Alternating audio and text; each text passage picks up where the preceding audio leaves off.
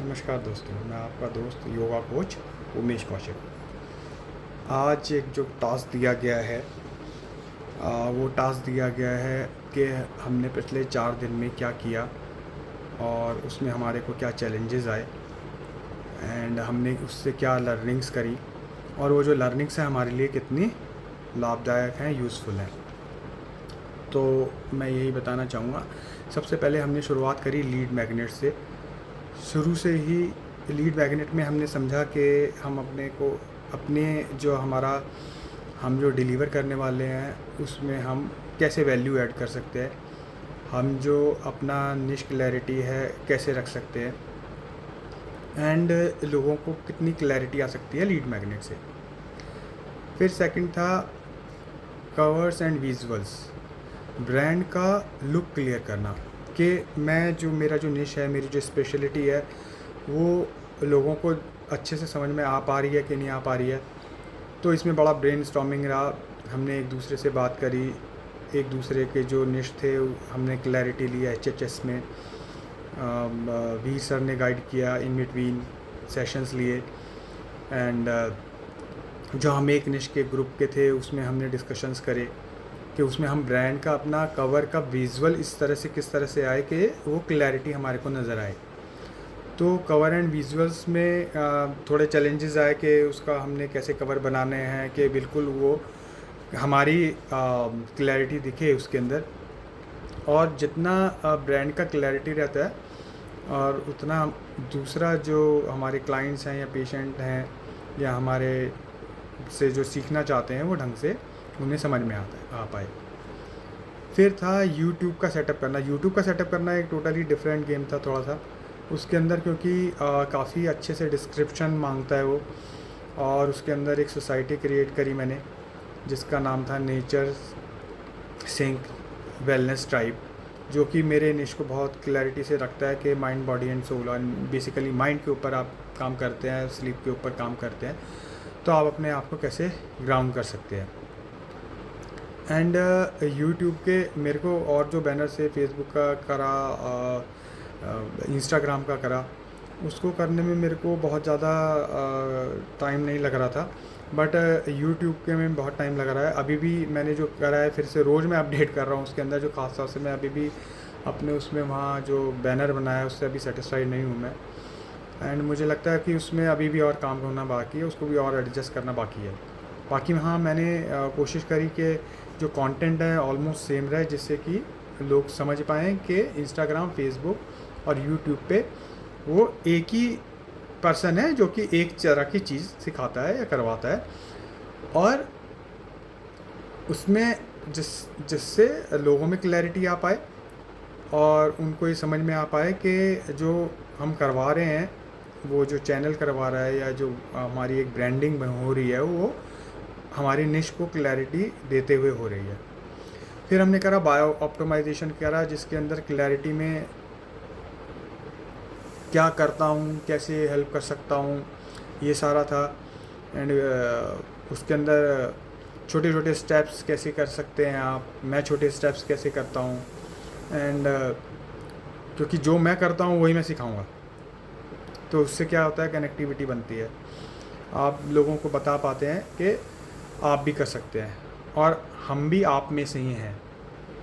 तो उसमें बहुत अच्छे से क्लैरिटी दी बायो ऑप्टिमाइजेशन के अंदर हमने कि कैसे कैसे आप छोटी छोटी चीज़ों को कैसे कर सकते हैं, छोटी छोटी चीज़ें बड़ी पिक्चर कैसे बनती हैं।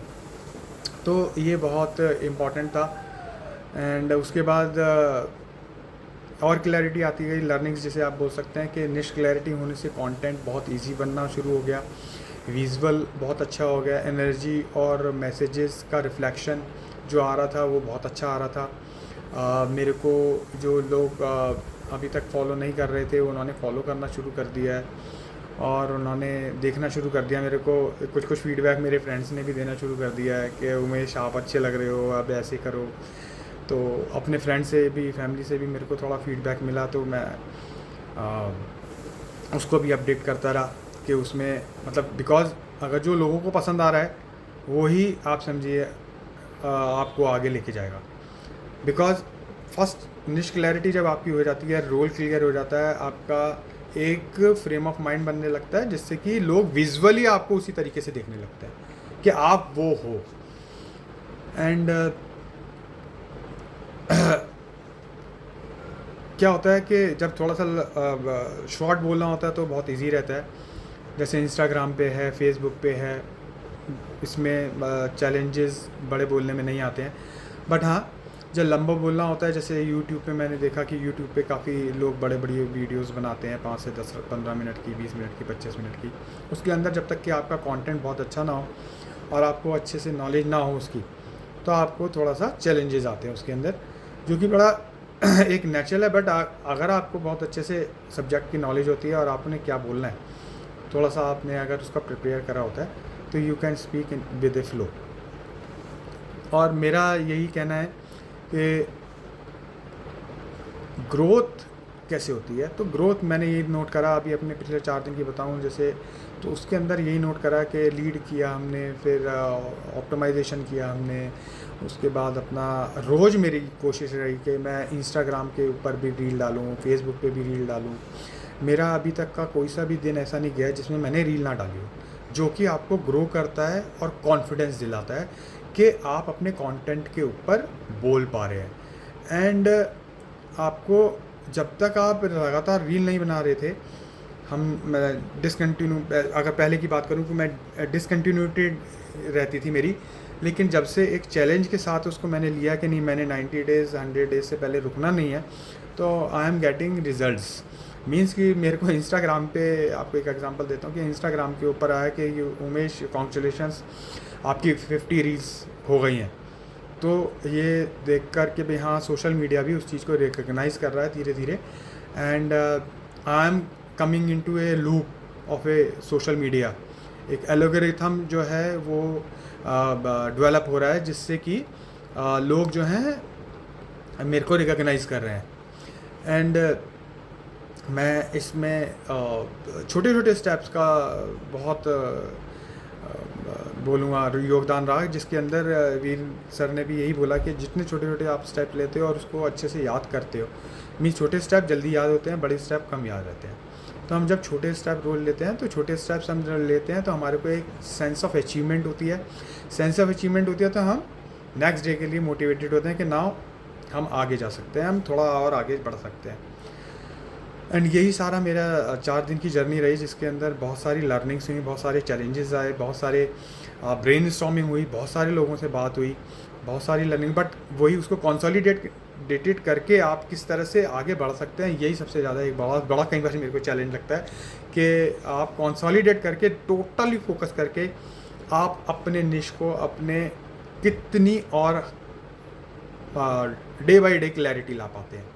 क्योंकि जितनी क्लैरिटी आती चली जाएगी, हमारा उतना ही कंटेंट, हमारा निश एंड हमारे से लोग बहुत अच्छे से जुड़ते चले जाएंगे। एंड लास्ट में मैं यही बोलूँगा कि ये बस अभी एक शुरुआत है और अभी बहुत ग्रोथ आएगी। And slowly and steadily wins the race, learn each day, walk small steps. Thank you very much.